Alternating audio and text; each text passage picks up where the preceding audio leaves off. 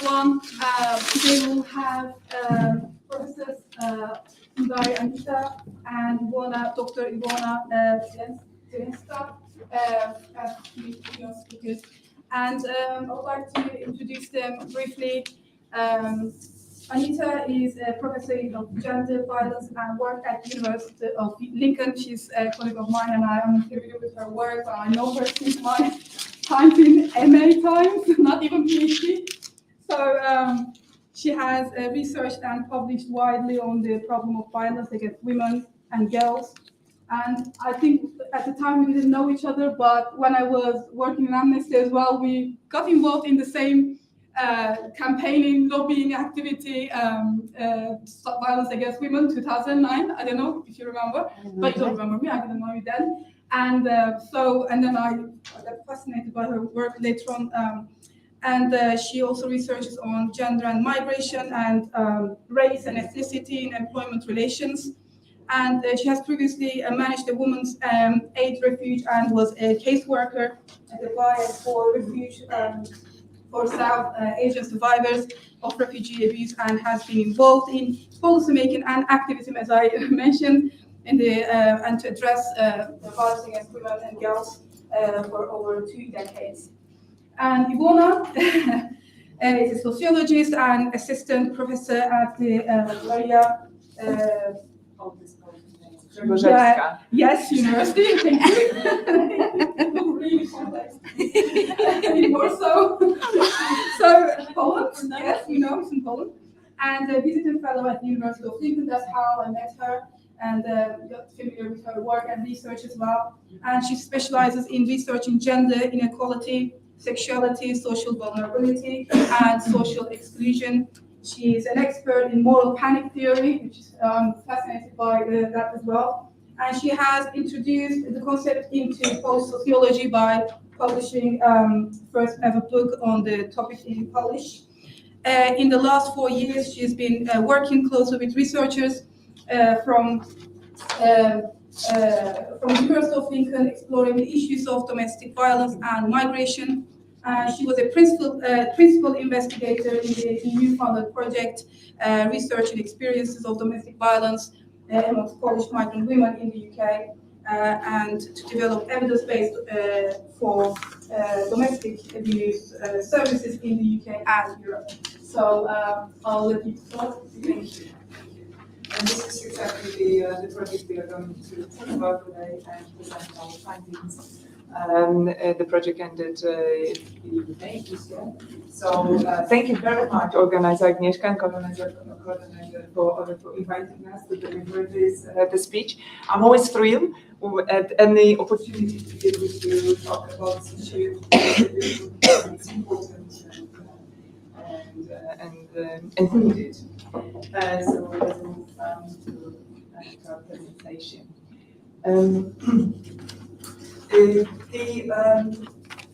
We started the idea for the project came with the observation of 2 important points. One was that there was a low levels of referral of Polish women experiencing domestic violence and abuse to the UK services, including those areas with relatively dense Polish populations, which suggested disproportionately low number of inquiries, referrals, and used by Polish women. There are several projects and services specifically for Polish victims of domestic abuse that have been launched in the UK. For example, one is located in Wales, it's called PESTA, and the other is in England called OCAD, and they currently gathering funds to open this shelter for Polish women. Often these small scale, they are very small scale and often set up by survivors in response to an unmet need. The other thing we noticed was that there is no research on domestic violence and abuse in Polish communities living outside Poland.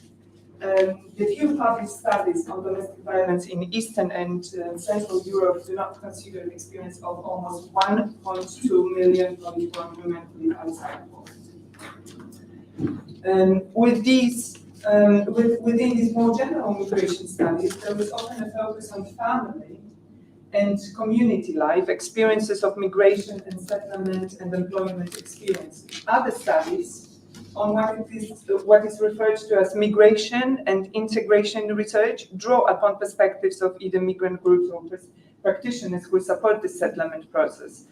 There is little research that explores, even in the passing, Polish migrant women's experience of domestic violence and abuse and practitioners' perspective on supporting them.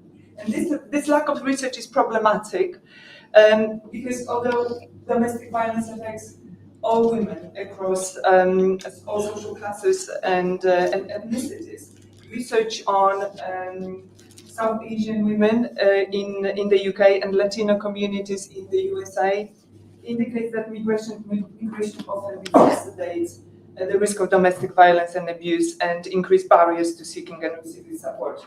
So our study seeked to show how these issues apply to Polish women living in the UK who have different cultural background and migration path compared to other groups of migrant women. And the study itself took place started in 2020, and as I mentioned, we finished it in May 2022. It was funded by the EU, and it was done in cooperation with Widening, which is the largest domestic abuse organization in Lincolnshire, and University of Lincoln. It comprised of 28 interviews with Polish women living in the UK, victim survivors of domestic violence and abuse, and they were located in the French regions of the UK, Wales, Scotland, and England. Additionally, we conducted 18 interviews with practitioners for this study, but there were also 19 other interviews, semi-structured interviews with practitioners in Lincolnshire area that was conducted in 2019.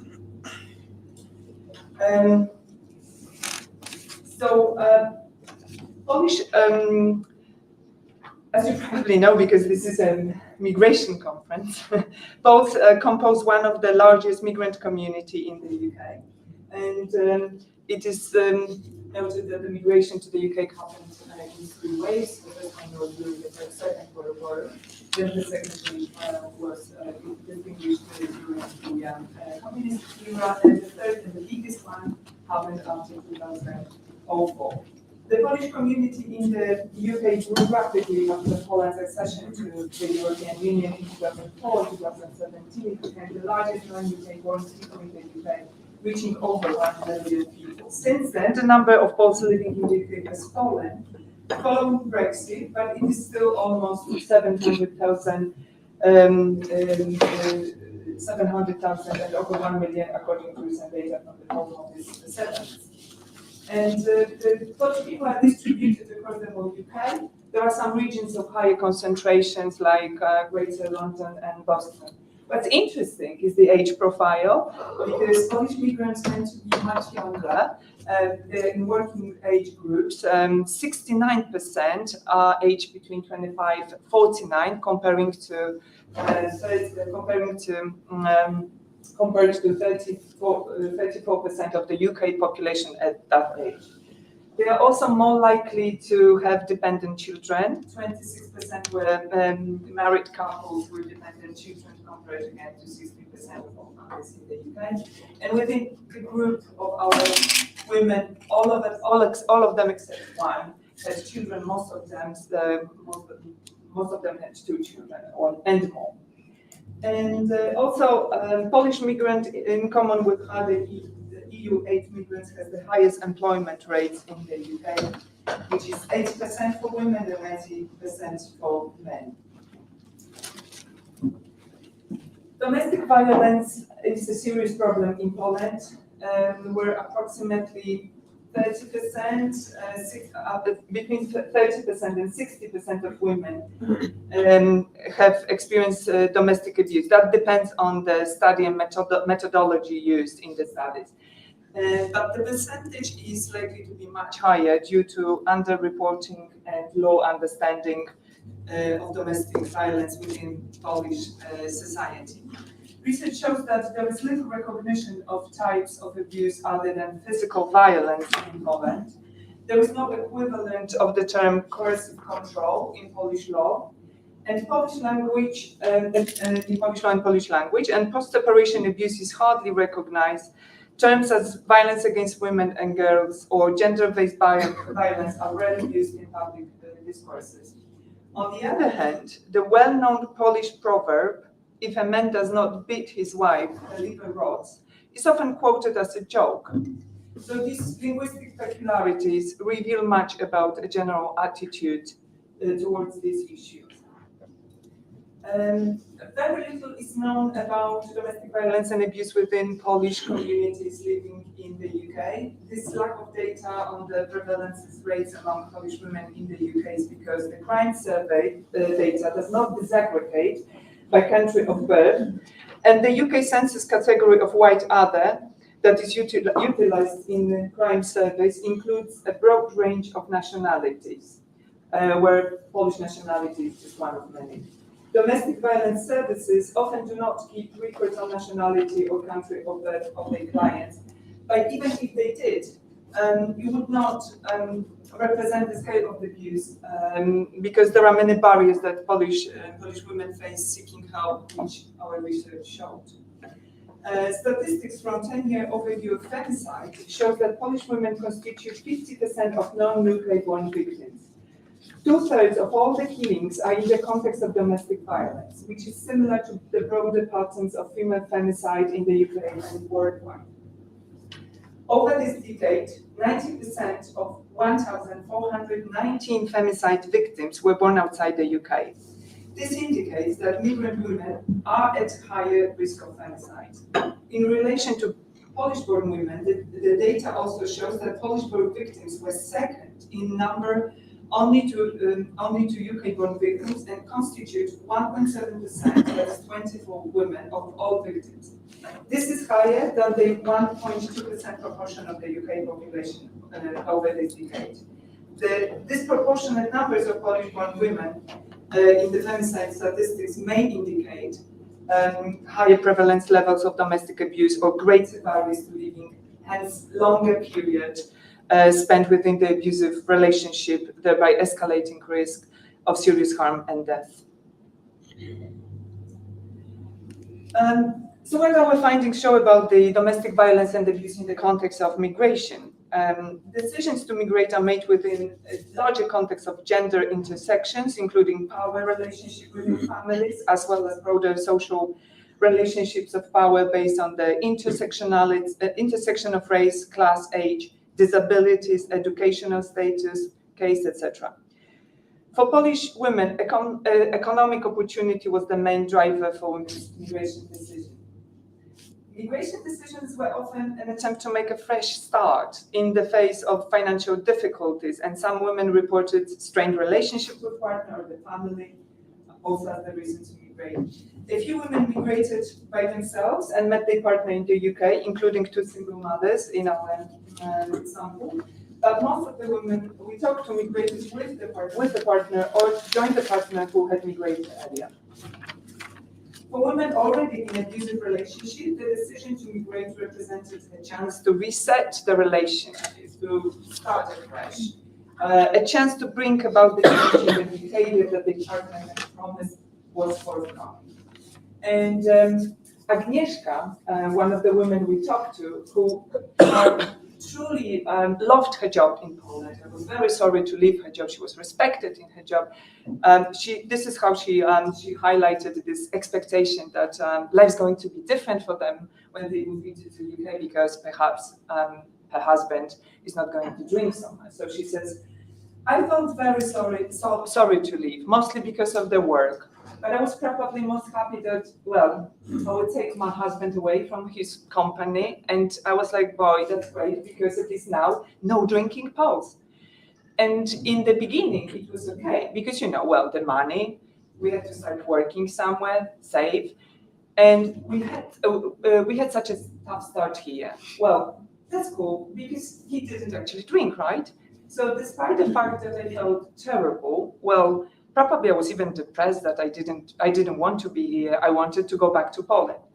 But then suddenly I realized that, hell, well, if we return to Poland, he will start drinking again. And yet there is some peace here, right? So I guess this was the main reason that I stayed. However, it didn't take long for it to change. When the promised change did not materialize, when deadlines were set and ignored, and when the violence and abuse resumed or even escalated, women recounted that returning to Poland was considered by those who had this option, but rejected it because they found it difficult to uncouple their relationship from the immigration project. And Julia, who migrated after, she followed her partner 2 months after he went to the UK. Julia says, we met in Poland, and after less than a year, he moved to England. And 2 months later, I joined him. And in Poland, he was a prince on a white horse. Listen, he was perfect, just perfect. And the fact that he brought me to the UK, right? After a few years, you are in a bad situation. You don't have anyone to go. You don't even know how to look for that help because you are in a foreign country. I felt ashamed. I felt really ashamed to tell the truth to my family because going back home, that wasn't an option. That wasn't an option. I couldn't imagine myself going back home and facing my dad. And Viola, did it? Ah, sorry. Okay, sorry, I missed some page. And Viola, the one who was hoping for change in her partner, this is how she says about this experience. I probably had such moments when I thought of returning, but for me somehow to return to Poland, I don't know why, for me the return, even though I had my job there, the job was waiting for me, but it would be some kind of, I would perceive it as a failure. Exactly in my case, it was that. I will show that I'll manage, because returning will be a failure. It has always been that way, always, right? So for many Polish women, the migration experience shaped the dynamics and opportunity for this such isolation, as well as exacerbate its impact. The most common form of domestic violence and abuse, which featured in 25 women accounts, was the pattern of coercive and controlling behavior.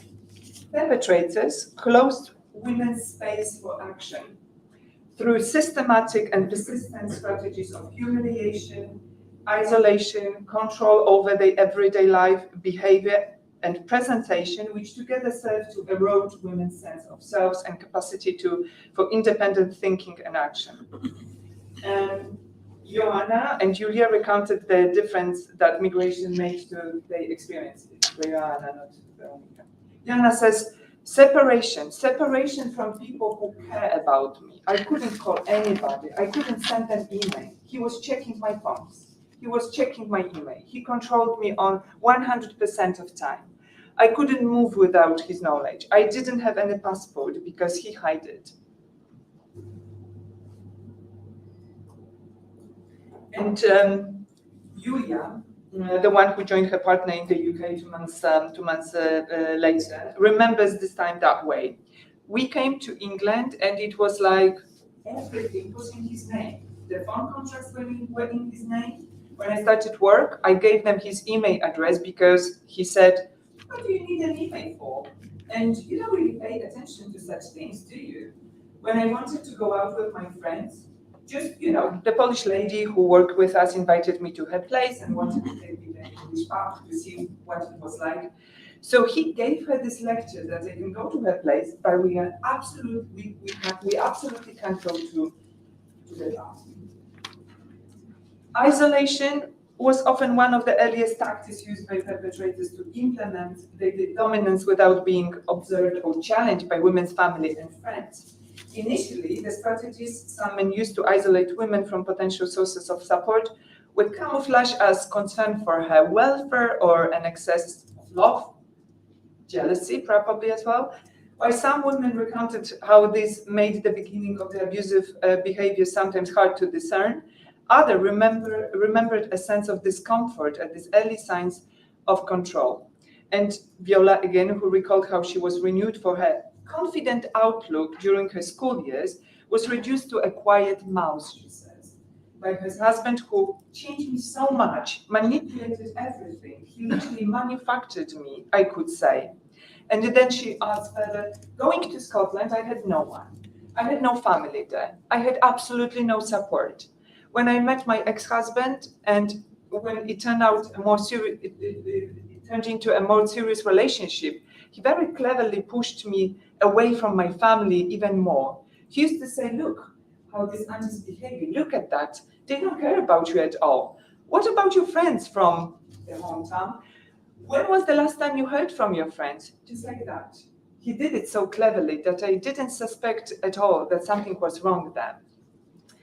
And Aniela, the woman, one of the women we talked to, came to the UK as single mom. She met at work this Englishman who at first created himself as a protector for her and her child in this new unknown country. But soon he used the knowledge of the system, the knowledge of the language and the law to control and manipulate her. And this is how Aniela remembers this experience of being trapped and controlled. And when I opened my eyes to all this, it was simply too late to run away from him. I didn't have the strength. I was pregnant. I was here in England with my second son. And now I couldn't go to Poland because he's this child's father after all. He can keep me even though the child hasn't been born yet. He manipulated me in a very skillful way. He showed me his knowledge of the law over a dinner conversation. He gave me, I suspect, some invented cases where a woman was pregnant and ran away with the boy, then got arrested and so on. I am an intelligent person. Well, I consider myself as such. But when I got such a dose of information every day to such a very large extent, you start believing it, won't you?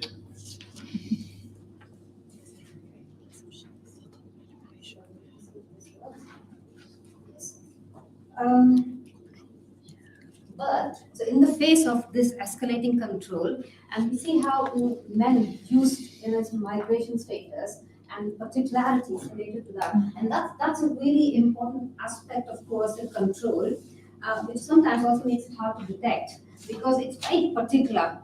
Perpetrators tailor the strategies they use to control women to the very particular circumstances of the women. So here, migration, distance from her family, lack of knowledge of the law, all of that was used very carefully by them to control women and to close down their options. But women resisted, and as they always do, they tried to find a way out of this when they started understanding what was happening to them. So Susanna says her mom came to the UK and she was ill, she was in the hospital. So when my mom was in hospital, her husband would say, don't visit your mom, right? Because she was an alcoholic. So there was childhood experience and she shared it with him and he used that to say, she's a bad person, don't go there. So I would visit her undercover so that he didn't find out. She secretly went there. That was a great cost to them because if he found out, there'd be consequences. So women carved out these spaces for action. So coercive control, these strategies of humiliation, isolation, manipulation are intended. They're important in not just what the acts themselves are, but what they do, what they make that person. So the potential of what you can be, the possibilities for you, how you can imagine your future, your present, that space for action, it shrinks that space till there's very little that you can imagine yourself doing, your actions, and your idea of what's possible becomes very narrow. So in that shrinking space for action, women try to find routes out through seeking people, through subverting some of these strategies. So Sophia talks about how she secretly took English classes when she was meant to be at work. So she'd go off to work and then take 2 hours off and go to this English class. He found out. Following what she described as a big war, because I went to school, she had to stop attending the classes. She recalled, this was so painful because I did it for myself and for my kids, it should say, because I have to communicate in school and with the GP, everything. And I knew I have to make a life here. This experience was really, really bad. because this was showing me that he really didn't want me to be stronger, to be independent. And Evan Stark talks about how men are on this mission, perpetrators are on this mission to find and destroy. So as soon as women carve out this the space for action, they try and subvert this control, they find out what it is that's helping her, and they destroy that possibility. They close down every single option. So there was this whole process going where men were trying to close, women were trying to find new options, and I mean, we spoke to women who eventually managed to leave. So next thing we want to talk about is some of the issues related to work. So you saw in the earlier slide that employment was a big factor in the migration, in the motivation for migration. So there's a rich body of scholarship on de-skilling that happens, that workers experience, migrants experience upon migration. And perhaps a decade or two back, a lot of this literature focused on, there was a huge body of literature on gender and migration, and the focus was on women's experiences of de-skilling upon migration, and particularly women who migrate to marry. So there was a lot of literature on there, of de-skilling that they experience.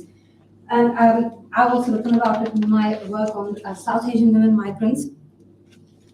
But female marriage migrants who experience de-skilling, they do have recourse to very feminized roles of social reproduction, so which they can resort to when they experience de-skilling upon migration, by occupying the role in the family of social reproduction. So there is a space for them to deal with this de-skilling, but it has its costs. The costs are increased vulnerability to abuse, to exploitation, lack of financial independence, but there's a space for them.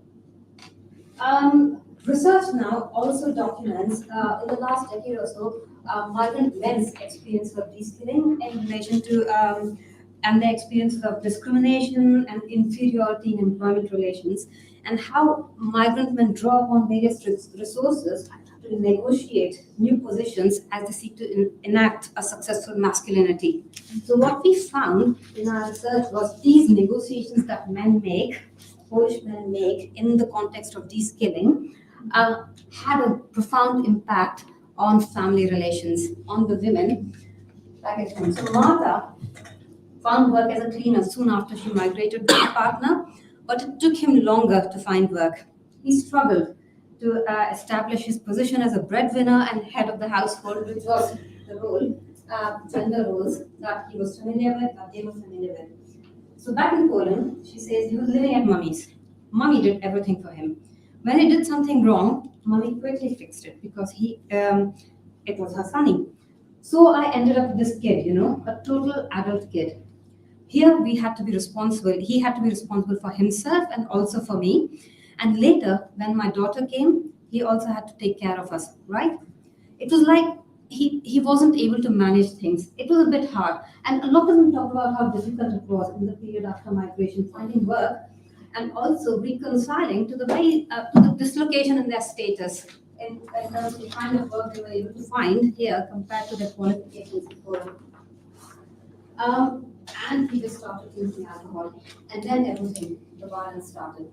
She attributed his alcoholism and violence to the dislocation in status that he experienced after migration and the stress.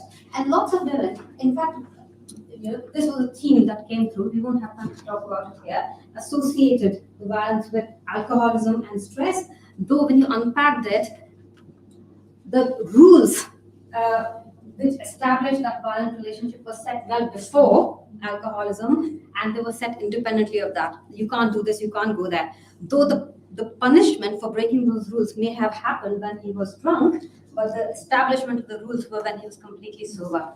So and he proved that it wasn't about alcohol, but that was a very dominant discourse that we noticed. Other contexts for the start or escalation of domestic violence and abuse were potential shift in gender hierarchies upon migration. So when they migrated to the UK, it's predominantly a service economy, a feminized labor market. Women often found opportunities, not always, but often, for jobs that men, who could not quite find. So Joanna talks about when he was in Poland, he was a soldier in the army, and it was a permanent job. And when he came to the UK, he was embarrassed. I came to the UK, couldn't find a job, and I had to be a porter. He felt like a man whose job is not really at his level of education and what it should be.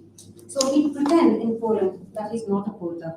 He'd just make up some stories that he'd got a better job. And it was small money, she says.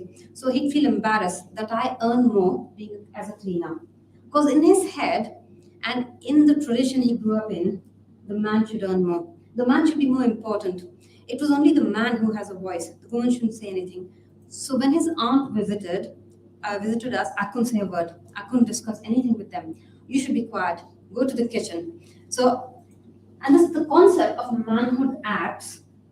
It draws attention to individual men's very situational use of micro-level use of violence to really assert their gender privilege. And part of it is about how there's an audience for this. So it's about asserting your masculinity in front of an audience. And in many ways, what she was talking about was in the face of a threat to his masculinity. She was bringing in more money than him. He felt the need to reassert that privilege through resorting to control, through resorting to violence. And there is literature on this in other contexts as well. How are we doing for time? We still have 10 minutes. Yeah. The other factor that we want to talk about is the point of reference that these are recent migrants, yeah, in the last decade or so. So their point of reference to ideas about what constitutes violence, to gender norms within family, was often drawn from their experiences before migration and the broader context of gender relations in Poland and within the Polish communities in the UK. And these work to constrain, firstly, the naming of what was happening to them as violence, and then help seeking or disclosure or speaking about it. So this came up again and again. So Joanna says, in Poland, it's a taboo subject. There's not much from the church side that they support you. They teach you to forgive and love, even if it's a situation like that, like violence. It's like, no, he's your partner, he's your husband, but you know it's better together. How can you grow your children without him? I was the black sheep because I was trying to run away from a perfect marriage. So they've come here, so it's perfect. They made a life for themselves. How can she go away now? Or what will you call it? It was so many times. She remembers what happened back in Poland, and then she say, and based on that, she thinks there's no way I can talk about it here to the Polish community here. So she remembers there were so many times when I was covered in bruises, blood, and I ran away to the church just to sit on the bench and pray by myself. There was no reaction from people who were there. She says people saw her, other people who went to the church, the priest saw her, they ignored her. They didn't ask her what's happening, why are you crying, why are you Mirka says there's a terrible stigma. It leaves a terrible stigma on women like me because in Poland people do not speak. I do not hear about such things. I cannot imagine going to Poland and telling people, for example, that this happened. I doubt that people would understand because they look at you like it's your fault that he was violent. What did you do to provoke him? Were you not understanding enough? He's stressed. So that featured heavily in women's accounts of why they couldn't talk about it within their own communities and then in the wider world. And so we know from research that women first go to informal sources of support, and often they're the conduits to formal sources of support. But in this case, there was a fear, and the political background of Poland is significant here. There was a communist government. There is a fear of authority, and we were talking about it yesterday in the context of COVID. There's a suspicion of authority that's ingrained from this long period of communist rule. And those attitudes shaped their responses to services in the UK as well. So there was a real fear of formal services. And I've conducted research with other migrant communities, and I haven't come across such a high level of fear of social services and police. I was quite surprised to encounter that because there is broader research that working class people fear social service intervention, but this was on a different scale. So Laura talked about this. There are non-stop threads like that on social media, Polish community groups, that Polish children are great and social services, get some money for it, for taking Polish children away. and that if you're depressed, God forbid you talk anywhere about it, that you're in treatment because they'll take your child away. I've always wondered where this comes from, this idea that social services take children away, especially Polish children, that these Polish children are so valuable that they're simply taken like gold. And then such a victim of domestic violence wants to seek help, but they won't contact social services because they're terrified, because social services are like the devil, they're taking the children, aren't they? There's also something interesting going on here, which I picked up. So there's this idea that Polish children are particularly desirable to social services because they're blonde and light-skinned and blonde hair. So that again, so there is this level of racism going on there, and sometimes the hardest myths to counter are those which have a kernel of truth in them. And if you look at the data on social service, on fostering, and the period that children spend in foster care before they're adopted, Black and racially minoritized children remain in care for longer. It takes longer to place them for adoption. And so somewhere within that data, they have reinterpreted it as Polish children, because they're blonde, are desirable to English people, because we're all racist and we want blonde children, don't we? And so they look out for Polish children because they are this desirable category of children, and therefore they'll be taken away. So we need to keep our children close. Perpetrators also reinforce these fears to prevent disclosure and help seeking. That's how I was intimidated by him, says Anila. As soon as I speak out, say anything, all the time he brought this up. What are you going to do with the children? They'll take your children away from you. And I would say, on what grounds? He'd say, because you're a bad mother, I'm going to report you.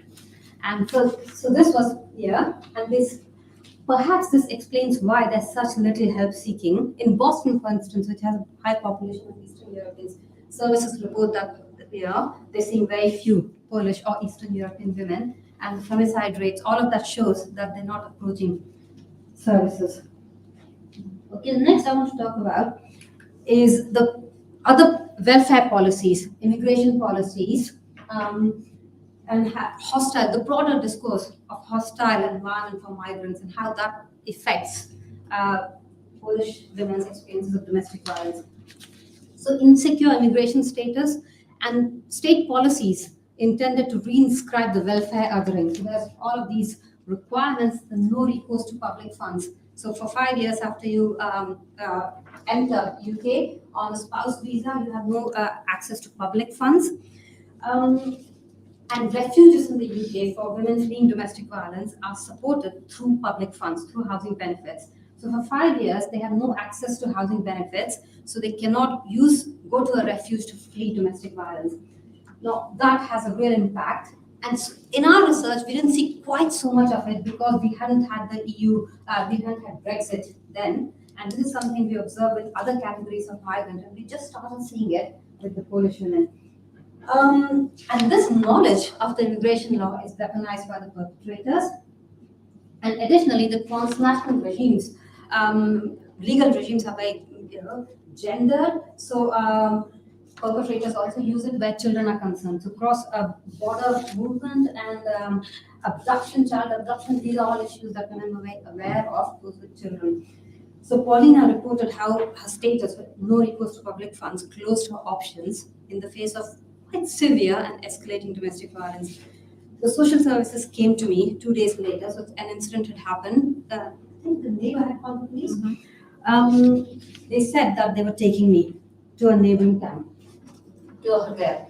They said that afterwards they'd go with me somewhere to the office, try and get me some benefits or something so that I could leave the abusive relationship. Of course, it was of no use because I just arrived. I didn't have a job. I didn't have anything. My child wasn't even born in England. So what could I get? Well, absolutely nothing. I spent 2 days in the hotel and that's all. I had hot water. I could take a proper bath and that's it. So after 2 days, they took her back home and she had to go back to the abusive relationship. What he knew then was that she couldn't leave. She had tried and it wasn't going to work. The violence escalated. It was quite one of the most disturbing cases. So it escalated over the years. It was several years before she got her status in the UK, and then she was able to leave. So no recourse to public funds is something, this problem is something we see more and more. So after the settlement status period, women who migrate now to marry will more and more come under this issue. Beyond the exact issue of no recourse to public funds, there's also the broader issue of a hostile environment, which around the time of the Brexit, and it continues. So one practitioner talked about how Polish women were treated by those in positions of authority, and the law around, the policy around it is, I'd say, deliberately vague. It enables local authority to support women who have no recourse to public funds, especially if they have children, but there's no requirement. So what it does is it leaves women at the mercy of individual gatekeepers in the services. And research shows that this gatekeeping is not neutral. It happens based on particular constructions of who's the ideal victim, particular constructions of who's a citizen, who's deserving. And racially minoritized women, poor women, women who don't meet the notion of an ideal victim often fall short. And we would argue in our research that, especially over the last few years, we need to think about Polish population in the UK, Eastern Europeans. We need to broaden our understanding of what racially minoritized populations are, because we've particularly seen it in the context of Brexit, how this racial othering is also being applied now to particular white communities from Eastern Europe.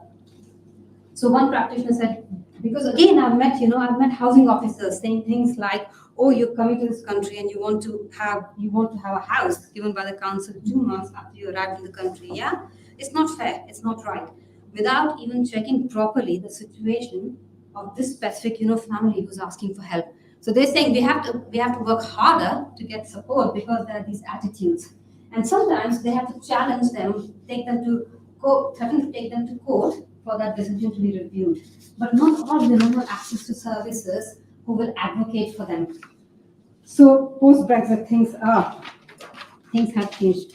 The last substantive topic, okay, we're not too late because it started 10 minutes late. Yes, it's time. Okay. I want to talk about is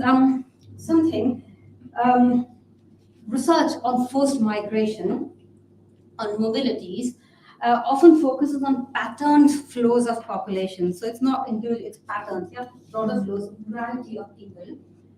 And the idea is there's coercion involved in this movement, in this migration decision. A lot of the focus of this research is on the global south, and now on Ukraine, we saw yesterday, which is the focal point of such out-migration. Janet Bosted, in her research recently, turns attention to women in the UK who want to end an abusive relationship and their movement. And she says we need to categorize this as forced migration. They didn't want to leave their families. The only way to keep themselves safe was to migrate, was to move across local authority areas or sometimes within their local authority areas. And she says we perhaps need to, and she documented 18,000 such journeys in 2 years in her research on domestic violence. We don't quite see it as forced migration, probably because we don't, it just has been out, we don't see this forced migration, internal migration in the UK as an issue. I suspect we also don't see it as forced migration because there's a notion of pattern movement of people. And we've come a long way in how we think about domestic violence, but there's still a tendency to individualize the problem. We see it as individual decisions made by individual women to move house.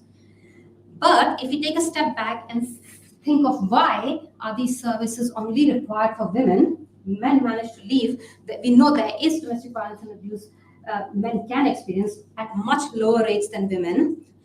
And when men do experience domestic violence at a lower rate, they can still leave without fear of death. Because if you look at homicides, femicides, the vast majority of them take place when a woman declares her intention to leave an abusive relationship or in the first 6 months after she leaves. We know that post-separation abuse, stalking, violence is predominantly experienced by women. Men continue and escalate the violence when she's slipped out of their control. So this is a very patterned movement of women that's coercive, and so we probably need to broaden our lens and not see it as an individual act. So next, I want to look at how different constraints and possibilities shape their mobility or immobility under these contexts. So, John again talked about the worker at the DVA service said, "You can't stay in this house. Like, come to me and I'll try to find you a bed." I said, "No, I'll try again. I'll call. Maybe somebody else will help me with securing the flat." Then I found another person. She's a Polish speaker in that organization. She said, "Okay, we can do this, and he will have bail condition. You can stay in this house." So she said, "We can apply for an injunction to prevent him from coming to the house, and you can stay here. You don't have to leave." And then this housing association helped me too with the contract. They changed the contract to her name. But if I had listened to the first person who picked up the phone call, I would have believed her. Then I had to run away. I had to disappear. So here, there's a question of mobilities or immobilities. In the previous case, where she needed to leave, she didn't have recourse to public funds. She was put up in a hotel for 2 days and she had to come back. So in this case, the power relations, the broader economic and social structures, the policy meant that she was rendered immobile when she needed to leave in order to escape the violence. In Joanna's case, the only way she could escape violence was by being forced to move, and she didn't want to move in this case. Yulia found a space in a refuge, but found it really difficult, this process, to endure.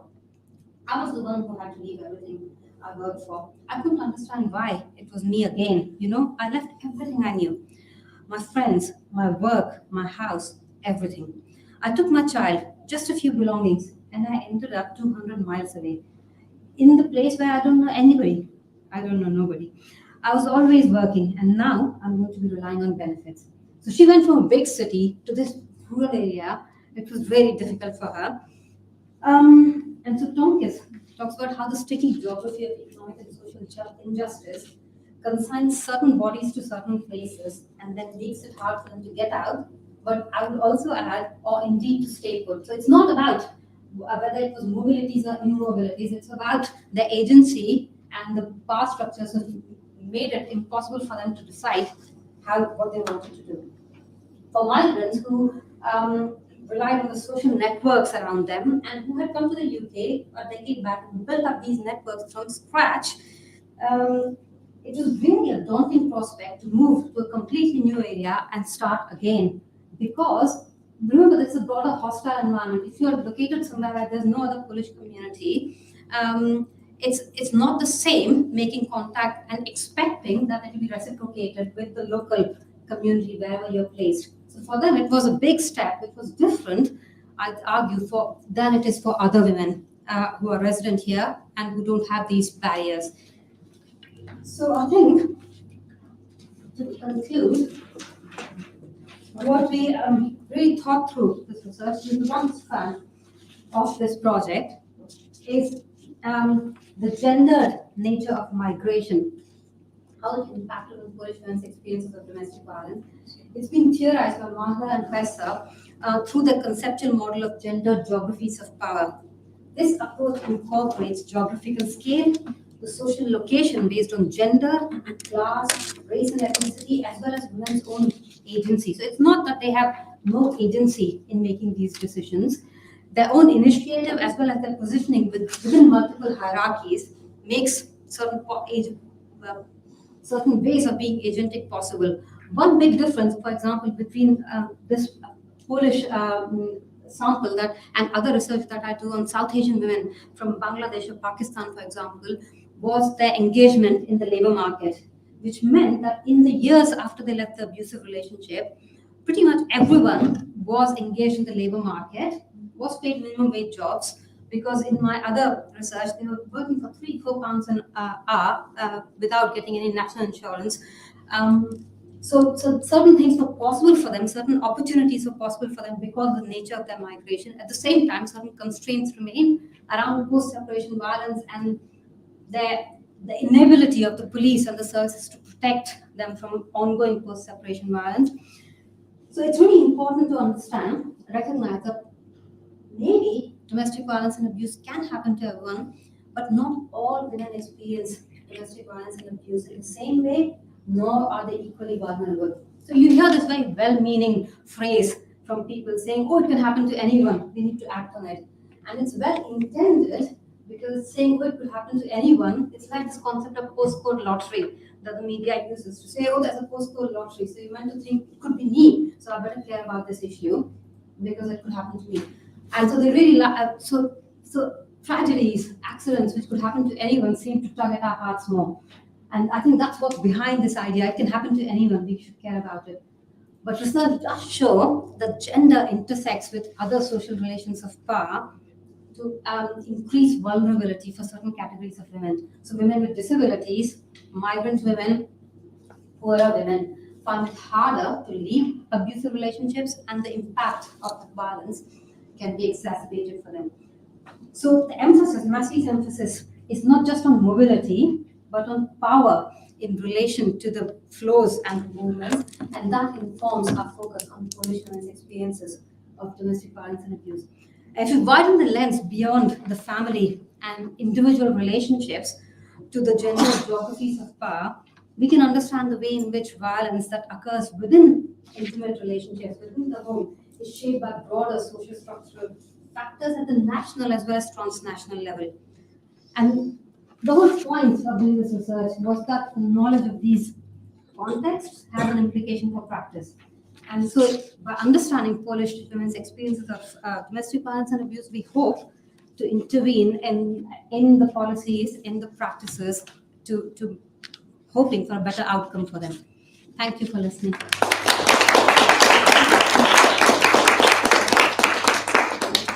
you very much for the fascinating research and sharing your findings with us. Any questions?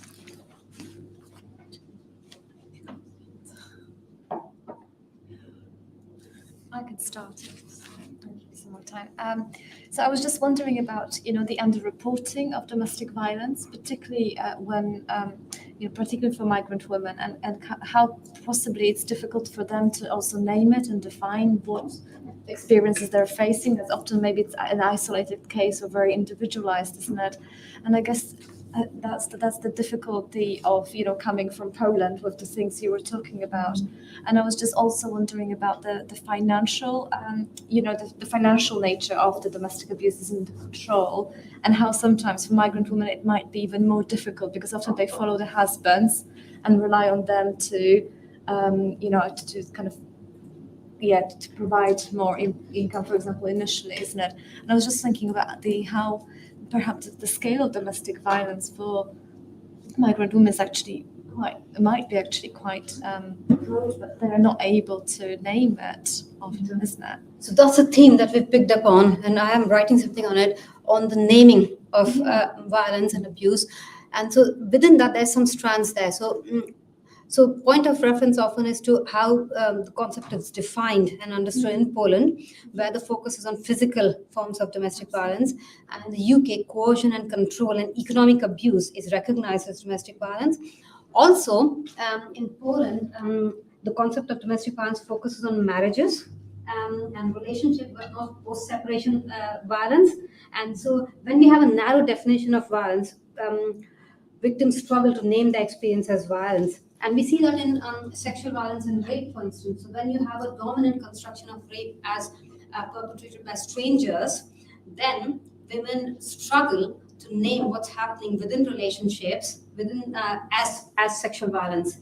So when you have a dominant construction of rape as a violation that's also accompanied by physical violence, women struggle to name coercion and other tactics which accompany sexual assaults and rape as rape, because that language isn't available for them. They think he didn't threaten me with a weapon, so should I have done something? Is it my fault? What could I have done differently? And so how we understand and name and dominant constructions really matter. And in the UK, we have seen a shift, because recently there's been a lot of focus on the concept of coercive control. So Coronation Street had a storyline, lots of mainstream soaps have had storylines, so there's a greater understanding of this concept and how domestic violence is broader. And so that's the point of reference. Alcohol was really smudging. The discourse around alcohol really prevented women from naming what was happening to them as violence. So we often have to really unpack. And sometimes in life history interviews, you let people talk. You you try and hold back and don't interrogate. But there was a point after a few interviews I had to probe and question, because when women were making connections between alcohol and domestic violence, I had to say, so when was this rule that you broke set? When did he set it? Was he drunk at that point? And I had to probe and unsettle them, because they would make the connection that alcohol is what was the problem rather than and violence was just a symptom of his alcoholism. And we really had to probe and go back to the roots of it. And so that can also prevent them. And some of them, for example, were connected to the church. And church had, in the UK, the churches had Alcoholics Anonymous groups invited to the church. So I thought it was quite interesting. But the discourse was that the man has a problem with alcohol, and your job is to hold the family together and support him with his alcoholism through the church. And the connection of violence was obscured in this. So women felt that they were getting the support, but actually it was reiterating the entrapment within that situation, saying you need to get them out of it because that's your job, responsibility to the children. So I agree that in Polish church, women are often blamed for problems in relationships and marriage. It's always about, them trying to, yes, he's not perfect, but you have to do everything you can to, it's on you, isn't it? That's one of the major problems, I think, when it comes to domestic violence in Poland, that women are, the problem is individualized. It's not seen as a social problem, as the problem of everyone, but it's your fault. It's your fault, and you have to take care of it, and it's your responsibility to find solution to the problem. So, but just one thing I wanted to add. Actually, last year the post-separation abuse was recognized, and now it is. The definition has been changed last year, and as a result of European institutions pushing the government to change the law that and recognize post-separation abuse. So there is hope that situation is going to be a little bit better. But one thing I wanted to comment on economic abuse, because you mentioned that in the setting where Polish women are quite dependent financially in the UK on their husband, that may open the area for economic abuse. But it doesn't have to be that way, that the one who earns more, that he's abusive because he earns more. We had the situation when actually woman was a provider because he was drinking, he was spending money on gambling or whatever. He didn't have a job, so she was the one who was the provider. But he still managed to economically abuse her by saying, how to spend money and what to spend money on. Her money, the money she earned. So it's not only that he needs the power of being a provider to abuse. That links to what Anita was talking about, the masculinity. Yes. So he decided what the money would be spent on. So he had to steak with every meal, and she and had pasta and sugar for that. So there was the whole idea of class, and we have looking at families in particular classes, but actually there were two classes within the families. He was living a middle class life, and she and the children were impoverished in the same household. They had different shelves in the fridge, and she couldn't touch the food in his shelf. They were not allowed to his car. Yeah, in his car, so she had to walk, and he had the car. She had a bike, he had a car. You got another question? Yeah, thank you. I really thought that was fascinating. I'm sorry I missed the first 20 minutes or so. Just two questions that I think are interrelated. I thought your point was really interesting about how sort of cultural understandings, Polish sort of cultural memories shape people's understandings of social services and their relationship to the state. I work quite closely with a close Polish friend of mine who forever sort of says, actually, the Soviet experience is really crucial, but you have to go even further back in Polish history. And actually all of that reproduces patterns long predating the communist era, sort of going back to partition. So I just thought whether you think there's an even earlier prehistory. And secondly, building on what we've just heard, as we know, the sociology of ethnicity is full of allusions to ethnic networks as support structures, right? I mean, that goes back to Adam Cohen and all the rest of it. Is what I'm hearing here that actually these support structures are entirely disabled by patriarchal understandings, like the story of the church. Is that what it is? Are these gendered geographies of power, as you call them, so patriarchal that actually what might function as a support structure for the individual under very difficult circumstances is just disabled by patriarchal violence and its justifications by culture? So the thing is, we spoke to women who managed to leave. So for them, those structures eventually worked. So in the beginning, the family blamed them for the violence. They said, he's such a nice man. Eventually, most women's families came around, and that was something that was different from, say, other communities like South Asian communities that I've done research with, where following them leaving the abusive relationship and staying in a refuge, they cut off from the whole community. They're ostracized. We didn't see that. There were initial accounts of not being able to leave, not being able to disclose because of fear of being judged by the community. But eventually, over a course of several years, their families did come around. So the notion of family was very strong, and eventually their families supported them through this. But we haven't talked to women who are still in an abusive relationship and for whom that support didn't come through. So there are differences among other migrant groups that I've observed. So I think that perhaps something interesting here is about how notions of family are maybe different, because it seems easier in other communities to cut off the woman because of holding up your status within the community.